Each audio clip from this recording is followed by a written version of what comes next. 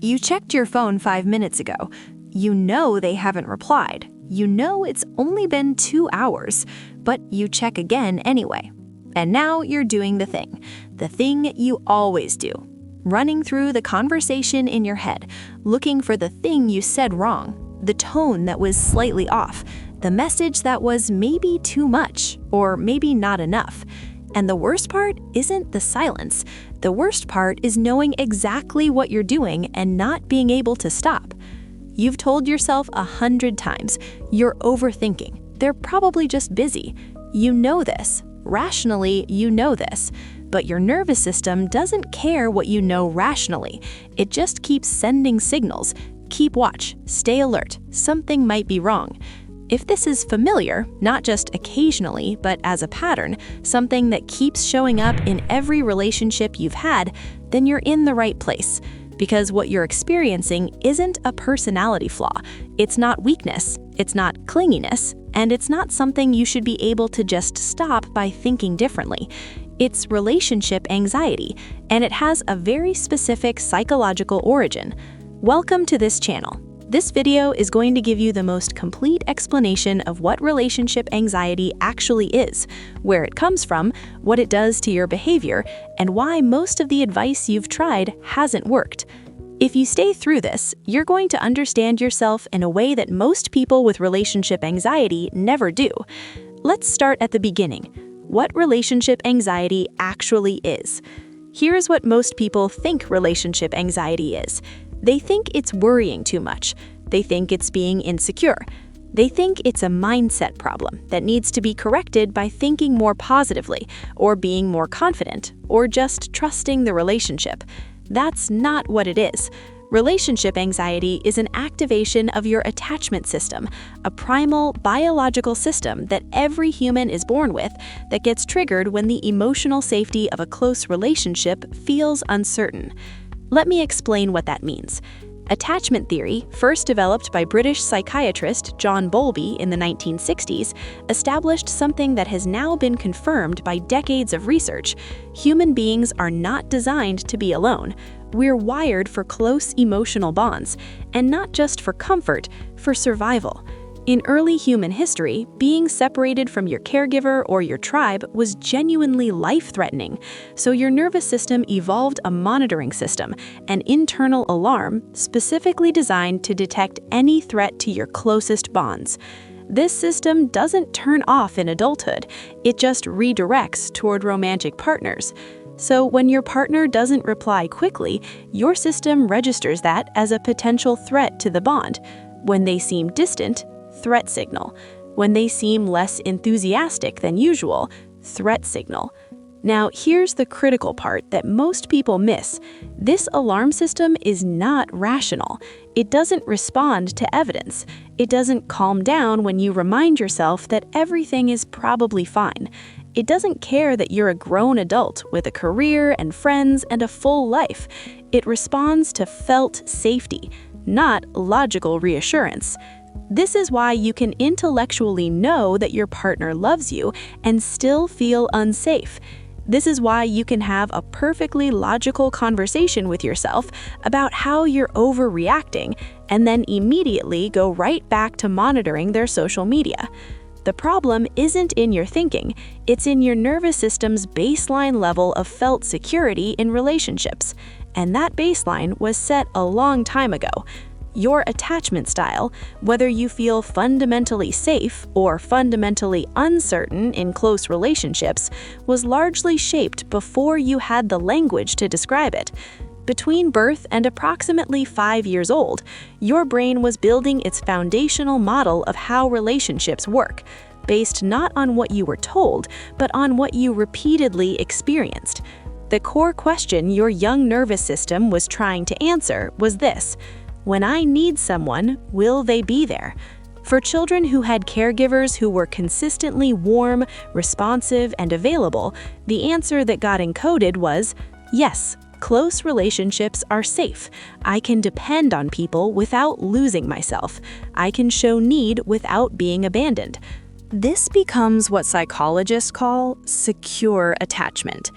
but for a significant portion of people, and research suggests this includes somewhere between 40 and 50% of the adult population, the answer that got encoded was more complicated. Some children had caregivers who were loving but inconsistent, sometimes present, sometimes emotionally unavailable, sometimes warm, sometimes distracted or stressed or overwhelmed. The child in that environment learns something very specific. Closeness is available, but I have to work for it. I have to monitor carefully. I have to stay alert. I can't relax because the safety isn't predictable. This is the origin of anxious attachment. And here's what makes this so important to understand. These caregivers weren't bad people.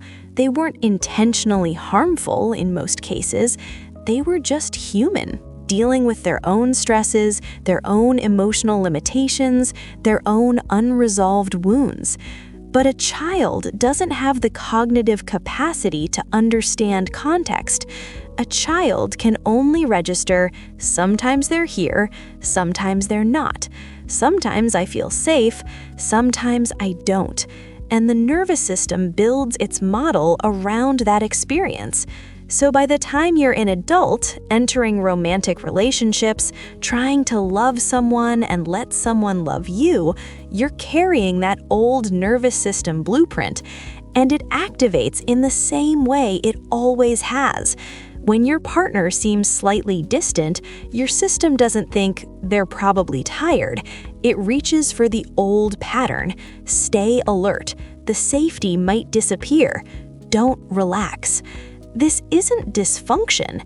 It was once a completely rational adaptation to an unpredictable emotional environment. It just stopped being useful. Relationship anxiety doesn't just feel like one thing. It expresses itself in 5 distinct behavioral patterns. Most people with anxious attachment will recognize themselves in all 5, though the intensity varies. Understanding these patterns is the first step toward interrupting them. Pattern 1, hypervigilance. You are watching, always watching. The tone of a message, the length of a reply, how long it takes them to respond compared to how long it usually takes, whether they used a period or an exclamation mark, whether they seemed slightly less enthusiastic in that text than they were yesterday. Hypervigilance is the constant scanning of your relationship environment for signals of threat. It's exhausting. You know it's exhausting, but you can't turn it off because your nervous system has decided that staying alert is the only way to stay safe. What's happening neurologically, when your attachment system is activated, your amygdala, the brain's threat detection center, goes into a state of heightened sensitivity. It starts filtering every piece of incoming information through the question, is the bond at risk? This is not a conscious choice. This is your brain doing exactly what it was built to do in an environment where it never learned to feel safe. The cost, you miss the present. You can't be relaxed and watchful at the same time, and relationships cannot deepen when one person is permanently in threat detection mode. Pattern 2, catastrophic thinking. They haven't replied in 3 hours, so they're probably upset. And if they're upset, it might be about what you said last Tuesday, which means they've been thinking about it for days, which means this is more serious than a bad mood, which means they might be reconsidering the relationship, which means catastrophic thinking is the mind's tendency to take a small piece of ambiguous information and rapidly construct the worst possible interpretation. It's not irrational exactly, it's a pattern that served a purpose. If you grow up in an environment where problems often escalated, your mind learned to preempt disaster by running the worst-case scenario ahead of time. If you already expected the worst, you wouldn't be blindsided. But in a stable adult relationship, this pattern creates a constant state of low-grade crisis. You're not responding to what's actually happening. You're responding to the story your anxiety constructed about what might be happening. And you cannot communicate clearly, connect deeply, or feel safe from inside a story your anxiety wrote. Pattern 3. Reassurance dependency. You ask if they're okay. They say yes. You feel better for approximately 20 minutes. Then the anxiety creeps back, and you find yourself needing to check again, to ask again, to hear again that things are fine. Reassurance seeking is one of the most painful patterns of anxious attachment because it creates a cycle that makes the problem worse, not better. Here's why. Reassurance from your partner is external regulation. Your nervous system borrows their calm to temporarily soothe itself. But because the underlying felt safety hasn't changed, the anxiety returns, often within hours. And over time, partners begin to feel like emotional managers rather than equals. The burden of that can erode the very intimacy you're trying to protect. Reassurance doesn't fix relationship anxiety, it manages it temporarily. The anxiety needs something more fundamental than your partner's words. It needs a different felt experience of safety. Pattern 4. Emotional overfunctioning. You do more. You give more. You try harder.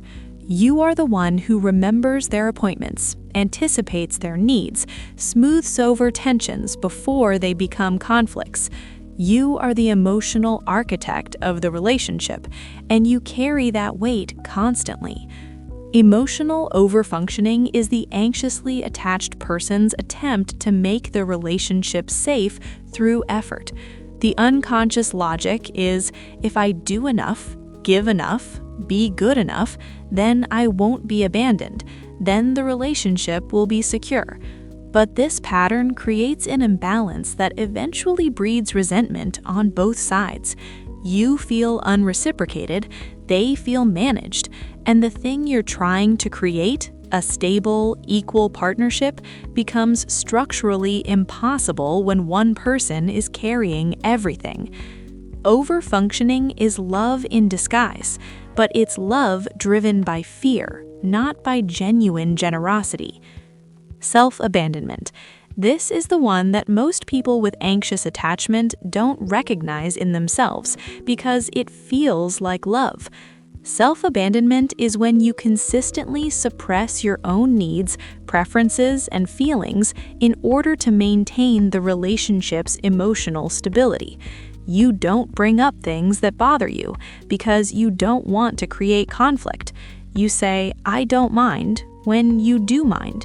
You tolerate things that genuinely hurt you because the fear of rocking the boat is greater than the discomfort of staying silent. Over time, this creates a person who doesn't quite know who they are inside a relationship because their entire relational identity has been organized around accommodation.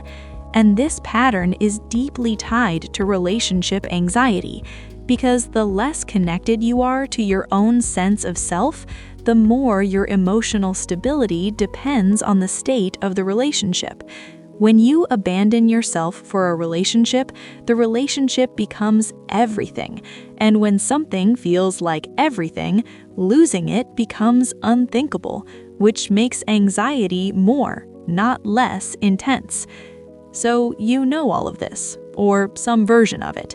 You've been told to just trust more, to stop overthinking, to have more confidence, to work on your self-esteem, to remind yourself that your partner loves you. And yet, here you are. That advice isn't wrong exactly, but it misunderstands where anxiety lives. Anxiety doesn't live in your thoughts, it lives in your nervous system. Telling someone with relationship anxiety to just stop overthinking is like telling someone with a broken leg to just walk it off. The advice isn't malicious, but it's addressing the symptom, the thoughts, while completely ignoring the source. The source is a nervous system that was conditioned through early relational experience to treat close relationships as fundamentally unpredictable and potentially unsafe. You cannot think your way out of a felt experience. You cannot logic your nervous system into a different state. What actually creates change is a different kind of process, one that works at the level of felt safety, slowly, deliberately, and with an understanding of what's actually driving the anxiety. This is why traditional advice fails, and this is why so many people with relationship anxiety spend years trying to get better, reading every book, following every account, doing therapy on and off, and still feel like something fundamental hasn't shifted. They're working at the wrong level. Let's go over to what healing actually looks like. I want to be honest with you here, because I think honesty is more useful than inspiration. Healing anxious attachment is not fast. It is not a 3-step process, and it doesn't happen by reading enough, thinking enough, or wanting it enough. But it does happen, and the research is clear on this. Attachment styles are not fixed. They are patterns, and patterns can be interrupted, revised, and replaced. Not by willpower alone, but by consistent new experiences that teach the nervous system something different. Psychologist Mary Main's research on earned secure attachment established that adults can move towards security even when they started from an anxious or avoidant base, through a combination of insight, corrective emotional experience, and the development of what she called narrative coherence, the ability to make sense of your own history without being controlled by it. What that actually looks like in practice. First, understanding the pattern, not just the behavior. You've started that today. Understanding where your anxiety came from, what it's doing, and why common approaches don't reach it is foundational.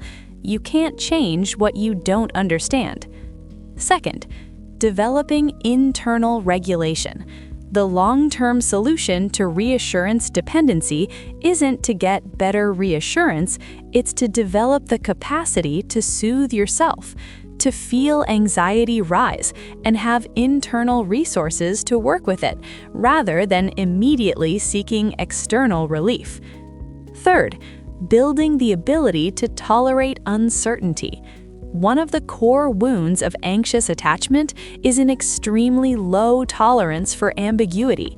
The healing involves gradually extending your window of tolerance, learning to sit with not knowing without immediately catastrophizing. Fourth, reconnecting with yourself. Self-abandonment cannot be healed from inside self-abandonment. Healing requires beginning to notice your own needs, feelings, and preferences, and slowly, carefully bringing them back into your relational life. Fifth, corrective relational experience.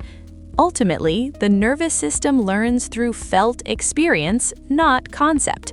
New experiences of genuine, consistent emotional safety, whether in therapy, in friendship, or in a relationship with a secure partner, begin to literally rewire the attachment system. This is not a quick fix, but it is a real path. And the clarity you gain about yourself is not nothing. Insight doesn't do everything, but it creates the conditions for everything else to become possible. You are patterned, not broken. I want to leave you with something that I think is the most important reframe in everything we've covered today. If you recognized yourself in any of this, in the hypervigilance, the catastrophizing, the reassurance seeking, the overfunctioning, the self-abandonment, I need you to understand something. These are not character flaws. These are adaptations, sophisticated learned responses to an environment where they once made sense. Your nervous system built this architecture to protect you, to keep you alert to threats in an environment that felt unpredictable, to help you hold on to closeness in a world where closeness felt unreliable. That it's now causing you pain doesn't mean it failed you. It means you've outgrown it. It means you're ready for something different. You are not broken. You are patterned, and patterns, unlike character, can change. The work is real. It requires honesty about where the anxiety comes from, patience with the pace of nervous system change, and the willingness to do something genuinely difficult, to stop outsourcing your sense of safety to your relationship and begin building it inside yourself. That's the real shift, not finding a more secure partner, not managing your anxiety better, but becoming the kind of person who can enter a relationship from security rather than from fear. That is what secure attachment actually is, not the absence of fear, but the presence of enough internal safety that fear doesn't drive the car. If this video helped you see yourself more clearly, that's the beginning. In the coming videos on this channel, we're going to go deeper into each of these patterns individually. We're going to talk about specific moments, the panic when someone doesn't reply, the spiral, and all. I will see you in the next one.